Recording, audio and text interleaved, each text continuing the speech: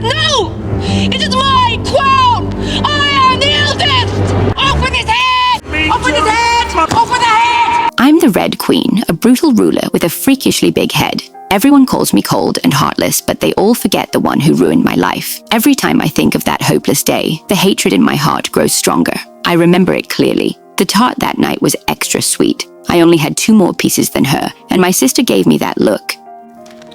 You're eating all the time. I was about to snap back, but Mother stopped us before I could say a word. You can't get along. There'll be no more tarts, right? Mother kicked us both out of the kitchen for fighting. I thought it was just another silly argument between me and my sister. But the story didn't end there. She snuck back in. While Mother wasn't looking, she stole the last piece of tart. Maybe out of guilt or panic, she ran straight into my room. She tried to hide the crumbs by kicking them under my bed. What she didn't know was I saw the whole thing. I could have exposed her right then, but Mother showed up and demanded to know why there were crumbs under my bed. In that moment, everything clicked. So I pointed at my sister. She put them there. But she said nothing, paused for a second, then shook her head and denied it. No. Mother didn't ask again. She just believed her. In that moment, all the hurt I'd held back came crashing out like a flood. I couldn't prove I was innocent, so I ran out of the palace in tears. I didn't see the slippery stone under my feet. One misstep, then a fall, a sharp hit, and darkness. All I remember was the blinding pain in my head, like my whole world was shattering. But that was only the beginning of the nightmare. The blow to my head caused something strange. When I woke up, my head started growing uncontrollably. My body, though, stayed frozen in that moment. The doctors called it nerve damage, but no one could heal the damage inside me. My parents saw everything. They tried to make me queen, hoping it would mend things between me and my sister. For a while, I believed they truly loved me. But on the day of the coronation, fate mocked me once again. Because of my oversized, misshapen head, the royal hatter struggled for ages trying to get the crown to fit. I urged him to hurry. He pressed a little harder, and the crown shattered. Gems spilled everywhere. For a split second, the room went silent. Then came the laughter, sharp, cruel, deafening. That laughter was like 1,000 knives, cutting into my pride, stabbing straight through a heart, already on the edge. I shouted at them to be quiet, trying desperately to hold on to what little dignity I had left. But then, Mother spoke. However would you stop people from laughing? You know what it's like?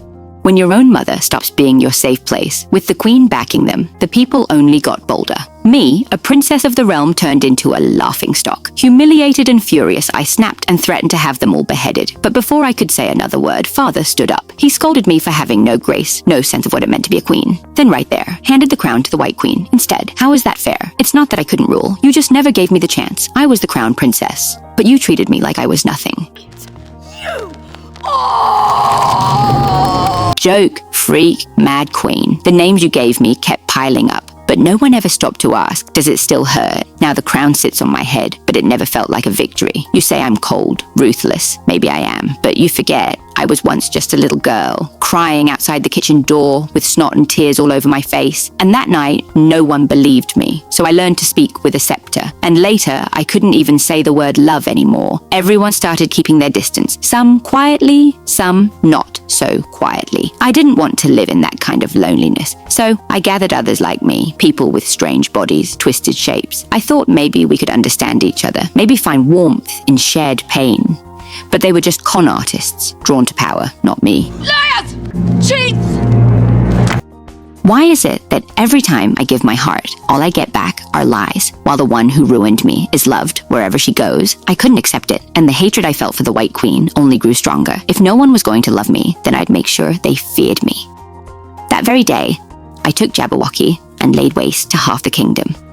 From then on, the White Queen and I became true enemies. We agreed to face each other in a final battle on the Day of Glory, 2.5 years later, to decide who would rise and who would fall. I was confident. After all, I had the Jabberwocky. I truly believed nothing could stand against its claws and fury. And her, that White Queen who preaches kindness and mercy. She knew she couldn't win, so she secretly sought out a dragon slayer. Even then, my sister had the nerve to try and talk me down. How laughable. She's the one who pushed me into the abyss in the first place. Now she wants to play the saint and make peace. If she hadn't lied that day, if she hadn't blamed me, would I be standing here like this?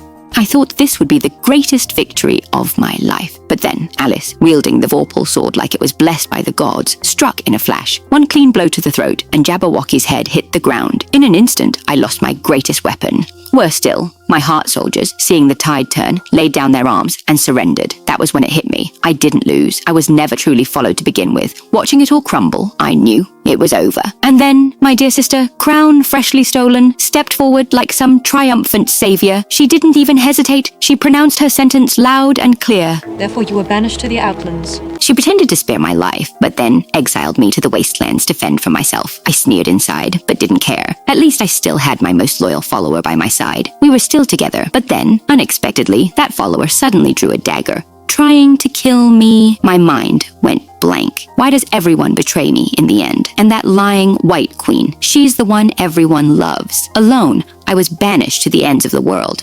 I thought I was doomed to die lonely there, but fate had other plans. Against all odds, I rebuilt my kingdom and even caught the favor of the Time Lord.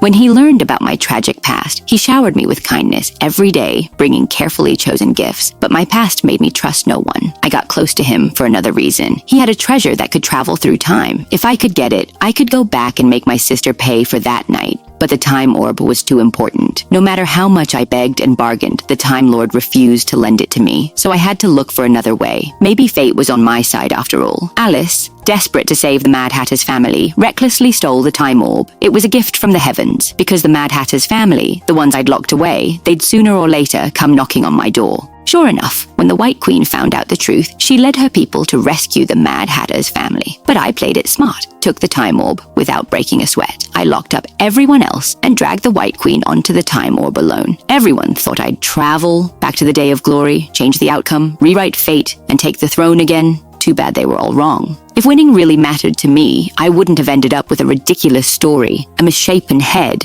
and an empty heart. Is it you, Milana? Just admit it. Tell the truth, I kept asking. Even with all the evidence right in front of her, she still refused to confess. Blinded by rage, I pushed open the forbidden door without thinking of the consequences. Time shattered. Two versions of me from different timelines couldn't meet. A corrosive force spread out fast, with me at the center. I heard the world breaking apart, just like that night in my childhood. Alice arrived just then, and seeing things were spinning out of control, she quickly activated the Time Orb to return to the Eternal Castle, hoping to put the orb back before the world froze. And she did succeed, thanks to the orb's magical power. The world soon returned to normal. When I woke up, nothing had changed. I couldn't hold back the hurt inside me any longer. Why? Why is it always someone else's fault, but I'm the one who pays the price? Why do I try so hard to be loved, only to be met with betrayal and distance every single time? I love you, Ace. I heard her voice, faint but clear. The White Queen said she knew she ate the tart, but lied out of fear. It's not peace, forgive me. The moment my sister apologized, the mountain of hatred inside me vanished in an instant. Only then did I realize. I thought I was holding power all along, but really, I'd just trapped myself in hatred, turning into a monster. All I ever wanted was a sincere apology.